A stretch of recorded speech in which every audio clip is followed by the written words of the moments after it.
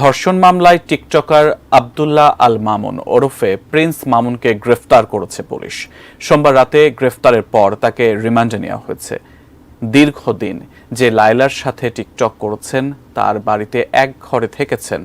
এবার সেই লায়লার করা রাজধানীর ক্যান্টনমেন্ট থানার মামলায় তাকে গ্রেফতার করা হয়। এখন অনেকের মনে প্রশ্ন, কে এই প্রিন্স মামুন, কি করেন তিনি? জানাচ্ছেন বিস্তারিত মোহাম্মদ সোহাগ বিশ্বাস।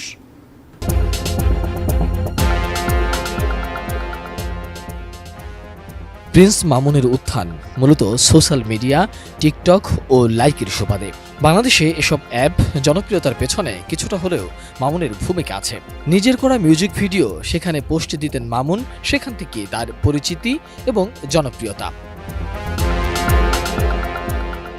একটা সময়ে নাচ শিখেছিলেন মামুন। সেই নাচের ভিডিও অনলাইনে শেয়ার দিতেন অনেক মজার ভিডিও।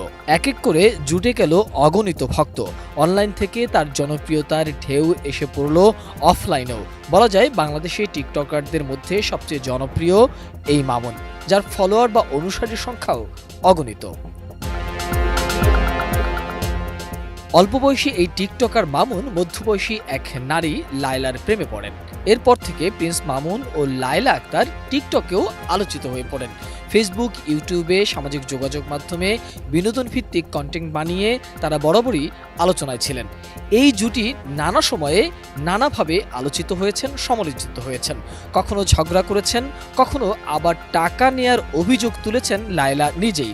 আবার কখনো মামুনের বিরুদ্ধে লায়লা অভিযোগ করেছেন শারীরিক নির্যাতনের। আবার কদিন পরে তাদের দুজনকে একই প্ল্যাটফর্মে দেখা গেছে। তবে এবার সব ছাড়িয়ে লায়লা মামুনের বিরুদ্ধে ধর্ষণের অভিযোগ করেছেন এবং বিয়ের প্রলোভন দেখিয়ে এই ধর্ষণ করেছেন, এমনটাও বলছে লায়লা। বিশ্বমানের থার্মিক্স রড, সালাম স্টিল থার্মিক্স, দেশের একমাত্র থার্মিক্স রড। অভিযোগে লায়লা উল্লেখ করেছেন, মামলার বাদী আব্দুল্লাহ আল মামুন অর্থাৎ প্রিন্স মামুনের সঙ্গে তার ৩ বছরের সম্পর্ক সামাজিক যোগাযোগ মাধ্যমে পরিচয় হয়।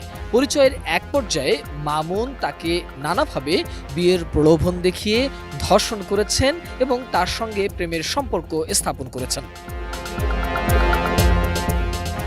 লায়লা ওই অভিযোগে এও বলেছেন, সবশেষ চলতি বছরের 14 মার্চ মামুন তাকে বিয়ের প্রলোভন দেখিয়ে আবারও ধর্ষণ করেছেন। পরবর্তী সময়ে তাকে বিয়ের কথা বললে মামুন ক্ষিপ্ত হয়ে যান এবং বিভিন্ন অশ্লীল ভাষায় মামুন লায়লাকে গালিগালাজ করে এবং মারধর করেন। এমন অভিযোগই লায়লা এই মামলার বিবরণীতে দিয়েছেন। তবে সবচেয়ে মজার বিষয় হলো মাদারীপুরের একটি খামারে এবারের কোরবানির ঈদের জন্য প্রস্তুত করা একটি ষাঁড়ের নাম রাখা হয়েছে প্রিন্স মামুন। এর ওজন আনুমানিক 25 মণ। দাম হাঁকা হয়েছে 15 লাখ টাকা। এর মধ্যে ডিবি পুলিশ মামুনকে রিমান্ডেও নিয়েছে।